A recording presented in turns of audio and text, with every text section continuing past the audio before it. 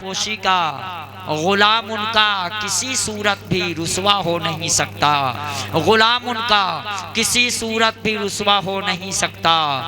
कसम अल्लाह की लाखों सहारों का सहारा है, कसम अल्लाह की लाखों सहारों का सहारा है। गुलामे गौसे आज़म बेसहारा हो नहीं सकता, गुलामे गौसे आज़म बेसहारा हो नहीं सकता। एक मर्तबा और झूमकर आप लोग बुलंद आवाज़ से दुरूद शरीफ पढ़ लें। अल्लाह रब्बु मुहम्मदिन सल्लल्लाहु अलैहि वसल्लम नहनु इबादु मुहम्मदिन सल्लल्लाहु अलैहि वसल्लम। हज़रात मुकम्मल तौर से ज़हन को हासिल रखें। मैंने जिस आयत मुक़द्दसा को आज के लिए सरनामाए बयान करार दिया, मुझसे पेशरो खतीब से आप उसे सुन चुके हैं और समझ चुके हैं। मैं अपनी हाजिरी दर्ज करने की गरज से आपके बीच में हाजिर आया और रब का फरमान, या अय्युहल्लज़ीना आमनू, ऐ वह लोग जो ईमान लाए, यानी ऐ ईमान वालों, आप सब के सब इंसान हैं, अक्लो शऊर रखते हैं, आसानी से फैसला कर सकते हैं कि ईमान वाला किसको कहा जाएगा।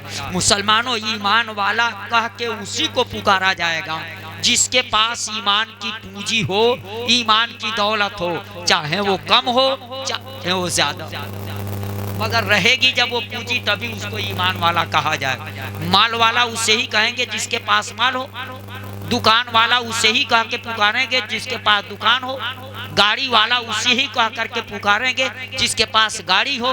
तो ईमान वाला उसे ही कहा जाएगा जिसके पास ईमान की पूंजी हो, चाहे वो पूंजी थोड़ी हो चाहे ज्यादा हो, मगर पूंजी होगी तभी उसे ईमान वाला कहा जाएगा। अरब ने यही फरमाया, या अय्युहल्लज़ीना आमनू, ऐ वह लोग जो ईमान लाए, ऐ ईमान वालों। पता चला जिससे कहा जा रहा है उसके पास ईमान की पूंजी है, ईमान की दौलत है, चाहे वो कम हो और चाहे वो ज्यादा हो, मगर ईमान की दौलत है। जिससे कहा जा रहा है ये, ऐ ईमान वालों, क्या कहा जा रहा है उससे? जिसके पास ईमान की पूंजी ऑलरेडी है, उससे क्या कहा जा रहा है? इत्तकुल्लाह, अल्लाह से डरो। कब अल्लाह से डरने की बात कही गई, किससे कहा गया? ईमान की पूंजी पहले है, ईमान वाला पहले हो गया, तब आगे रब ने फरमाया, ईमान वालों तुम अल्लाह से डरो। तो ईमान की पूंजी तो ऑलरेडी हो गई, अब अल्लाह से डरने लगेगा तो क्या करेगा मुसलमानों? जब अल्लाह से डरने लगेगा तो आप फैसला कर सकते हैं कि खुदा से डरने वाला बंदा क्या करेगा। क्या खुदा से डरने वाला बंदा शराब पिएगा? क्या खुदा से डरने वाला बंदा जुआ खेलेगा? क्या खुदा से डरने वाला बंदा अय्याशी व अय्यारी करेगा? क्या खुदा से डरने वाला बंदा जुआ खेलेगा? क्या खुदा से डरने वाला बंदा किसी की इज्जत व आबरू को तार तार करेगा? क्या खुदा से डरने वाला बंदा किसी का गला घोंटने का काम करेगा? क्या अल्लाह से डरने वाला बंदा इंसाफ का मर्डर करेगा, इंसाफ का खून करेगा? नहीं मुसलमानों, जो बंदा अल्लाह से डरेगा वो अल्लाह के हुक्म पे अमल करेगा, वो जिससे परवरदिगारे आलम ने मना किया है उससे पास आ जाएगा। जो बंदा अल्लाह से डरेगा वो अल्लाह के हुक्म पे अमल करेगा। तो बंदा अल्लाह से डरेगा तो अल्लाह का हुक्म है अकीमुस सलात, नमाज कायम करो। बंदा नमाज पढ़ेगा, वातुज़ ज़कात, माल की ज़कात दो। तो जो बंदा खुदा से डरेगा वो अपने माल की ज़कात निकालेगा। अतिमुस सियाम अलल लैल, रोजे को रात तक पूरा करो, अल्लाह का हुक्म है। जो बंदा अल्लाह से डरेगा वो रोजा रखेगा। पता चला जो बंदा खुदा से डरेगा तो अच्छाइयों को अपनाएगा, बुराइयों से दूर हो जाएगा। तो ईमान की दौलत ऑलरेडी पहले थी, जब अल्लाह से डरना शुरू कर देगा तो उसके पास अमाल की भी पूंजी हो गई, अमाल की भी दौलत हो गई, तो अब उसके पास ईमान भी है और अमल भी है। मुसलमानों, ईमान और अमल ये दो दौलत ऐसी दौलत है मुसलमानों कि यही दौलत दीन और दुनिया की सलाहो फलाह के लिए काफी है। और मैं अपने घर से नहीं कहता, कुरान मुकद्दस उठा करके देख लो, रब्बे कायनात ने फरमाया है, वल असर इन्नल इंसान लफी खुस्र, कसम है ज़माने महबूब की कि इंसान घाटे में है, इल्लल्लज़ीना आमनू, वो आमेलु सालेहा, मगर वही नहीं घाटे में है जो ईमान लाए और नेक अमल किए, यानी ईमान और अमल सालेह की दौलत जिसके पास है वही नहीं घाटे में है। ये कौन फरमा रहा है? कोई दुनियादार नहीं फरमा रहा है, यही परवरदिगार फरमा रहा है। सारे के सारे इंसान घाटे में है, सिर्फ वो नहीं घाटे में है जिसके पास ईमान की दौलत है और अमल सालेह की दौलत है। अगर ये दौलत नहीं तो सब कुछ होते हुए भी वो घाटे में। आप कहेंगे वो इंसान घाटे में जो कल जंगलों में रहता था, जानवरों की तरफ दरख्त के पत्तों को चबाता था, दरख्त की छाल से अपना जिस्म ढकता था, वो आज जंगलों से निकल करके शहरों में आ गया। जंगलों में रहने वाला, पहाड़ों में रहने वाला अब आकर के महलों में आराम कर रहा है और उसे कहा जा रहा है कि इंसान घाटे में है। जिस इंसान को कल जमीन पे चलने का तरीका नहीं मालूम था, आज जमीन छोड़ करके वो फैसाओं में उड़ता दिखाई दे रहा है। क्या उस इंसान को कहा जाएगा कि ये इंसान घाटे में है, ये इंसान खसारे में है? मुसलमानों, इंसान जमीन छोड़ करके चांद पे कदम रख रहा है, चांद पे पहुंच रहा है, क्या वो इंसान घाटे में है? मुसलमानों, मगर एक शायर ने तो कहा है, चांद की रिफात को छू लेना कहाँ की अक्ल है? चांद की रिफात को छू लेना कहाँ की अक्ल है? अक्ल यह है चांद को खुद अपना दीवाना बना, अक्ल यह है चांद को खुद अपना दीवाना बना।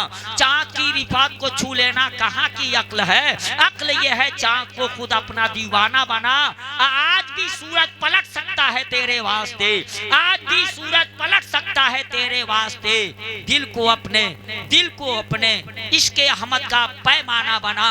मुसलमानों, जरा अंदाजा लगाओ, चांद पे जाने वाले समझे कि हम बड़ी तरक्की कर गए हैं, बड़ी कामयाब हो गए हैं, मगर जब ये चांद के करीब पहुंचे होंगे तो चांद भी इनकी बेवकूफी पे हंसा होगा। देखो ये दुनिया के बेवकूफ मेरे पास न जाने क्या लेने के लिए आए हैं, ये कामयाबी लेने के लिए मेरी तरफ आ रहे हैं, अरबों खरबों डॉलर खर्च करके ये मेरे पास आ रहे हैं। कामयाबी मेरे पास थोड़ो न मिलती है। जब ये उसके करीब पहुंचे तो चांद ने पूछा सुबाने हाल से, बता मेरे पास क्या करने के लिए आए हो? कहा कामयाबी लेने के लिए आया हूँ। कहा अरे कामयाबी यहाँ थोड़ा न मिलती है, अगर तुझे कामयाबी लेनी थी तो चांद और सूरज के पास आने की क्या जरूरत है? कामयाबी लेनी थी तो उसके पास गए होते जिसके एक इशारे पे चांद को भी टूटना पड़ा था, और जिसके एक इशारे पे चांद को भी टूटना पड़ा था। अगर कामयाबी लेनी थी तो उस मदीने के ताजदार के पास गए होते कि डूबने के बाद एक इशारे पे डूबे हुए सूरज को भी पलटना पड़ा था, जिसको बरेली के ताजेदार ने कहा, सूरज उल्टे पांव पलटे चांद इशारे से हो चाक, सूरज उल्टे पांव पलटे चांद इशारे से हो चाक, अंधे नजरी देख ले कुदरत रसूलुल्लाह की।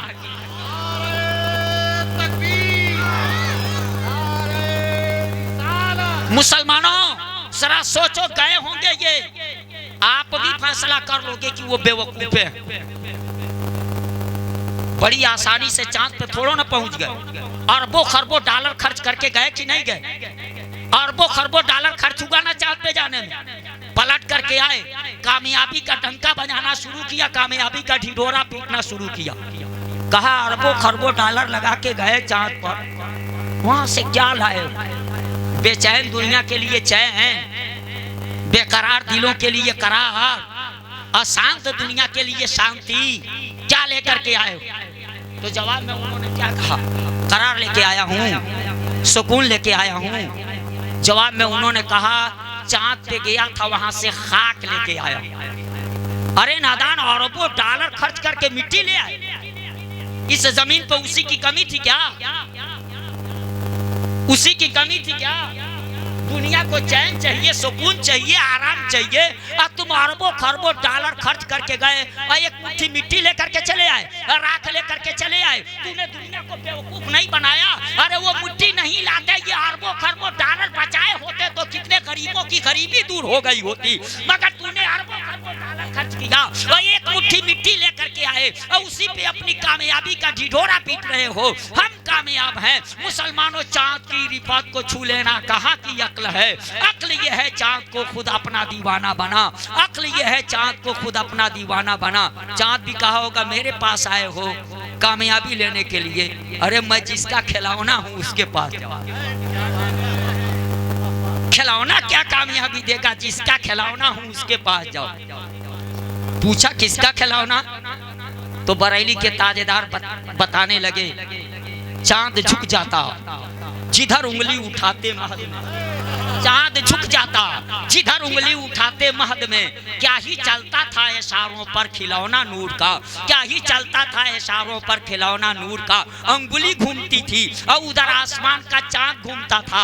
जब इस वाक़े पे नजर पड़ी तो मैं पतंग उड़ाने वाले को देखा, इनकी भी अंगुली हिलती है और उधर पतंग जो है बुलंदी पे अपना रास्ता बदल दिया करता है, अपना रुख बदल दिया करता है। तो ये भी पतंग उड़ाते हैं। लगता ये है कि मुसलमानों ये कागज के पतंग उड़ाने वाले ये भी अंगुली का इशारा करते हैं। बगैर अंगुली के इशारे के पतंग अपना रास्ता नहीं बदलता है, बुलंदियों की तरफ नहीं बढ़ता है। ये उड़ाने वाले का कमाल है, वो जितना कारीगर होगा मुसलमानों अपनी अंगुली को हरकत दे करके उतनी बुलंदी पे पहुंचा लेगा और उसी तरह उसका रुख बदल लेगा। मुसलमानों जब रसूल गिरामी वकार की अंगुली घूमती थी और आसमान का चांद घूमता था तो इन पतंग उड़ाने वालों को देख करके मेरी समझ में बात आई, ये कागज के पतंग उड़ाते हैं, मदीने के ताजेदार चांद को पतंग बना करके उड़ा रहे थे। अब कहोगे मगर उसका रास्ता कागज की पतंग का बदलता है, तो बीच में एक धागा लगा रहता है और उस धागे के सहारे अंगुली को हरकत देते,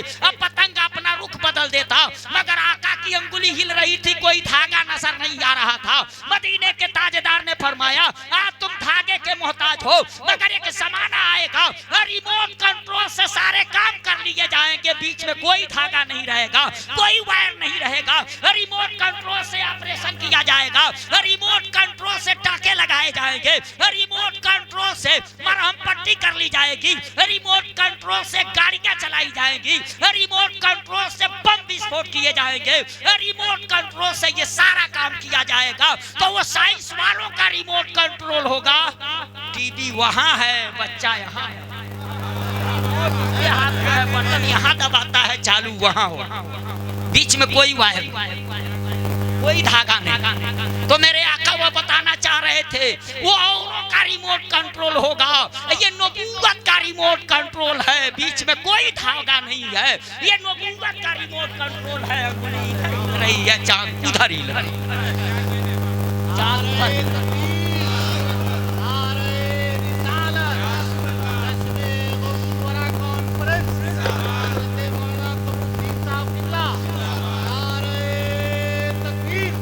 हजरात, मुझे अपने वक्त का ख्याल रहेगा, आप घबराइएगा नहीं। तो कितनी दौलत हो गई? रब ने फरमाया या अय्युहल्लज़ीना आमनू, ऐ ईमान वालो, तो ईमान की दौलत है। इत्तकुल्लाह, अल्लाह से डरो। अब अमाल की दौलत हो गई। ये दो दौलत वो है कि रब फरमाता है कि इंसान घाटे में है, मगर इल्लल्लज़ीना आमनू व अमिलुस सालिहात, मगर वह लोग नहीं घाटे में हैं जिनके पास ईमान और अमले साले है। यही वजह है, सहाबा को देख लो, पेट पे पत्थर बांधे हैं मगर घाटे में नहीं है। मुसलमानों गरम रेत पे लेटाए जा रहे हैं मगर घाटे में नहीं है, पीठ पे कोड़े खा रहे हैं मगर घाटे में नहीं है, कैदो बंद की जिंदगी गुजार रहे हैं मगर घाटे में नहीं है। शोएब अबी तालिब के अंदर महसूर कर दिया गया है मगर वो घाटे में नहीं, फाके पे फाका कर रहे हैं मगर वो घाटे में नहीं। क्यों घाटे में नहीं मुसलमानों? इसलिए घाटे में नहीं कि घाटे से बचने वाली जो दौलत है रब के फरमान की रोशनी में, वो ईमान और अमल है, ये दौलत उनके पास है। ईमान और अमल ये दौलत उनके पास है। रब ने फरमाया इत्तकुल्लाह, तुम अल्लाह से डरो। अब ईमान की दौलत, अमल की दौलत, अब पता चला दीनो दुनिया की सलाह फलाह के लिए यही काफी है। और इसके लिए कुरान से साबित है कि जिसके पास ये दौलत है वो घाटे में नहीं। मगर इसके आगे रब फरमाता है वो कुनू मास सादिकीन, अब तुम सच्चों के साथ हो जाओ। अब उसकी क्या जरूरत है? जब दीनों दुनिया की सलाह फलाह के लिए ये दो दौलत काफी है, तो अब सच्चों के साथ होने की क्या जरूरत है? क्या ये दो दौलत काफी नहीं है दीनों दुनिया की सलाह फलाह के लिए? क्या ये दो दौलत जन्नत में पहुंचाने के लिए काफी नहीं है? अरे ये तो वो दौलत है कि बताया गया है जिसके दिल में राई के बराबर भी ईमान हो, ईमान का पहाड़ नहीं, राई के बराबर भी ईमान हो, अगर अपनी बदअमलियों की बुनियाद पर वो जहन्नम में भी जाएगा तो उसका ईमान उसके साथ। देखिए नमाज पढ़ते हैं, बसाते खुद नमाज नहीं साथ में जाएगी, नमाज का सवाब जाएगा। रोजा रखते हैं, बसाते खुद रोजा नहीं साथ में जाएगा, उसका सवाब जाएगा। ज़कात देते हैं, बसाते खुद ज़कात वो नहीं पहुंचेगी, उसका सवाब पहुंचेगा। हज करते हैं, बसाते खुद किसी का हज उसके साथ नहीं पहुंचेगा, उसका सवाब पहुंचेगा। मगर ईमान वो दौलत है मुसलमानों कि इसका सवाब नहीं पहुंचेगा, ईमान बसाते खुद साथ में जाएगा, ईमान बसाते खुद साथ में जाएगा। और कहाँ तक साथ में जाएगा मुसलमानों? यहाँ तक कि अगर हम अपनी बदअमलियों की बुनियाद पे जहन्नम में गए तो ईमान वहाँ भी जहन्नम में जाएगा, वहाँ भी जहन्नम में जाएगा। मैं सोच में पड़ गया, ईमान तू जन्नती फूल है, तू जहन्नम में क्यों जा रहा है? ईमान तू तो जन्नती फूल है, तू क्यों जहन्नम में जा रहा? कहा ये मुझको कभी नहीं छोड़ा, मैं इसको कैसे छोड़ूं? ये मुझको कभी नहीं छोड़ा, मैं इसको कैसे छोड़ दूं? अगर इसके साथ मैं नहीं गया जहन्नम में तो फिर जहन्नम से इसके निकलने का बहाना क्या बनेगा? मैं जा इसलिए रहा हूँ कि अगर मैं इसके साथ गया तो मेरी ही वजह से ये फिर जहन्नम से निकाला जाएगा। और आप सुने हैं उलमा से कि वो वक्त आएगा जब मेरे आका रब्बे कायनात की बारगाह में गुजार होंगे तो उस वक्त रब फरमाएगा मेरे महबूब जा, जिसके दिल में राई के बराबर भी ईमान है।